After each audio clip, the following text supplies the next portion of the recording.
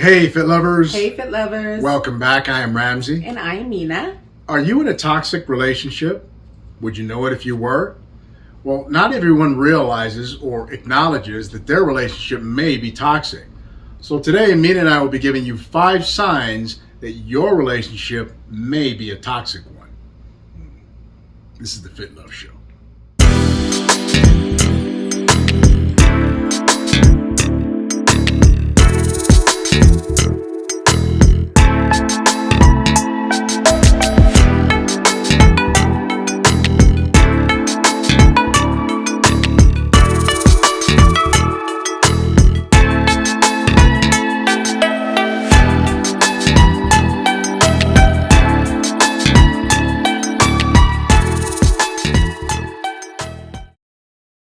Have you ever been in a relationship and found yourself asking questions like, is this normal, or will it always be like this?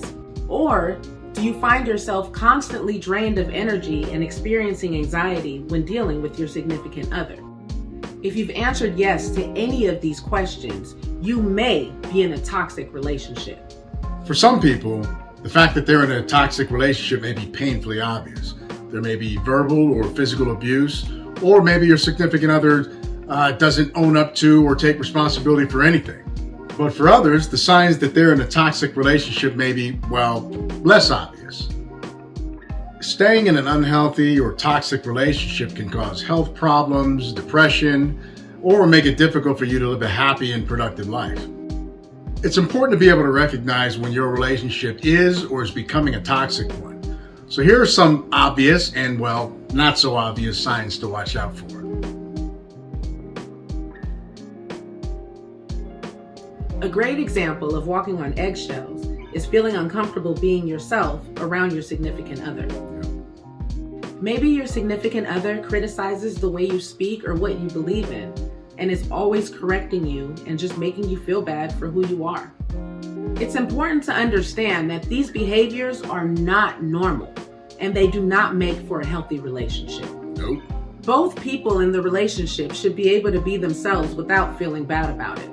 After all, that's why they fell in love with you, right? Yeah. Another example of walking on eggshells is when you feel like you cannot do anything right and are constantly being criticized in your relationship. No one's perfect, and thus no relationship can be perfect. There's nothing wrong with a little healthy criticism from time to time. But no one likes to feel like they're being put down and can't do anything right. That's toxic to a relationship and builds nothing but resentment. Instead, your significant other should be offering you healthy criticism, how you can better approach things, how you can improve yourself. That is actually a good thing and can allow you to grow in your relationship.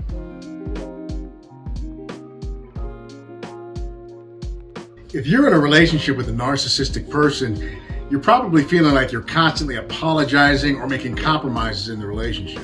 Narcissistic people often have difficulty apologizing or understanding other people's feelings and perspectives. They'll constantly pick at you about things ranging from what you wear, what you're doing, what you eat, even who you hang with. The end goal with a narcissist is to increase their self-esteem while tearing yours down. It makes them feel powerful or something. Because of their low self-esteem, a narcissist thrives on praise, and they'll often manipulate you to get it. They'll constantly talk about or exaggerate their accomplishments without giving any attention or consideration to yours. In the beginning, a narcissist tends to come on strong and shower you with love bombs. It's easy to get caught up with the charm of a narcissistic person early in the relationship. I mean, who doesn't want to be complimented or sought after? But be wary of this. You'll soon find that your relationship is one-sided, where you are the one giving all the praise and receiving none in return. Like we've always said, both people in the relationship should be getting their needs met and their voices heard equally.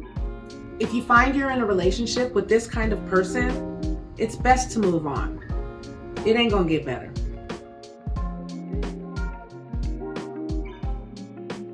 In every relationship, there may eventually be moments where you and your significant other don't have fun together, especially if you have kids or busy work schedules. That's entirely different than not being able to have fun with each other. Everyone goes through times in their lives where they're busy and have little time. In those instances, two people should be able to have fun doing mundane or routine things, like grocery shopping, cooking together, or even housework. But if good and fun moments with your significant other are seldom or non-existent, or when you and your significant other do go out and you still can't have fun with each other, or you feel irritated with each other's presence, your relationship may be a toxic one. Two people who are meant for each other shouldn't have to put in tons of effort just to be able to have fun with one another. Being able to have fun with your significant other, whether it's doing mundane tasks or a planned night out, is so important in maintaining the strength of your relationship. If you and your significant other can't achieve something as basic as having fun together, well, maybe it's time for you to move on. Now, I'm sure you're all familiar with the age-old argument of who should pay, the man or the woman. Well, the short answer is both of you should be contributing to the relationship to the extent you're able to. If you're both equals in the relationship, and presumably you are in a healthy relationship, it's unfair to expect your significant other to pay for everything. But what about in the beginning of the relationship when the guy's trying to get the girl? Isn't it only right that he pay? The short answer to that is maybe, but what's keeping you, the woman, from offering to pay? If your mentality as a woman is that the man must pay, then you're basically saying that the two of you aren't equals. Are you looking for a man to share your life with, or are you just charging him for your time? The moral of the story is that both people should be prepared to pay, the man and the woman. In the past, when I've courted a woman, I've always paid. But as a man, I appreciate the woman making an effort to pay. Understand, it's not the money. It's the principle of it all.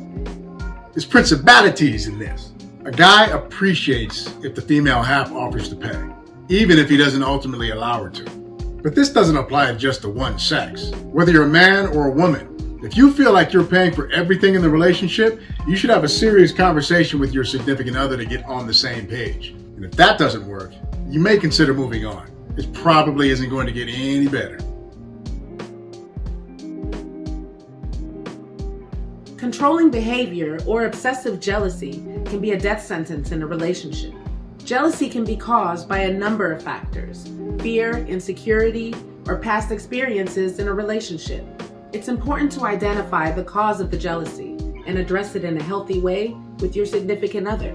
Feeling jealous from time to time is completely normal. But when that jealousy is fueled by insecurity, it can create paranoia and obsessive or controlling behavior that can ultimately destroy your relationship. Again, jealousy in and of itself isn't a bad thing. Like Mina said, it's completely normal. Some people find it cute when their significant other gets a little jealous. They may say to themselves, wow, that person really loves me. But if your significant other is constantly making accusations or name calling or being emotionally or physically abusive, that's not normal. Intense jealousy, possessiveness, or controlling behavior like that can be fatal to your relationship. Most times, healthy jealousy can be put to bed just by having a civil conversation with your significant other, or it may just fade away on its own.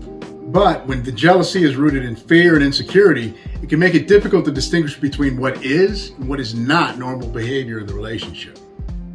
In those cases, keep your eyes peeled. No one wants to be in a relationship where they're constantly being accused of something or have to tiptoe around everything for fear that they're going to upset the other. Again, no one is perfect, thus no relationship is perfect. Everyone displays some red flags at some point. The trick is to watch out for those red flags that are harmful to your relationship. Well, FitLovers, that's our show for today. We thank you for joining us. Thank you. We hope you got something positive out of this. Please like and subscribe, and don't forget to turn on your notifications so you'll be notified first when new episodes are released. Thanks again, FitLovers. Thanks. See you next time.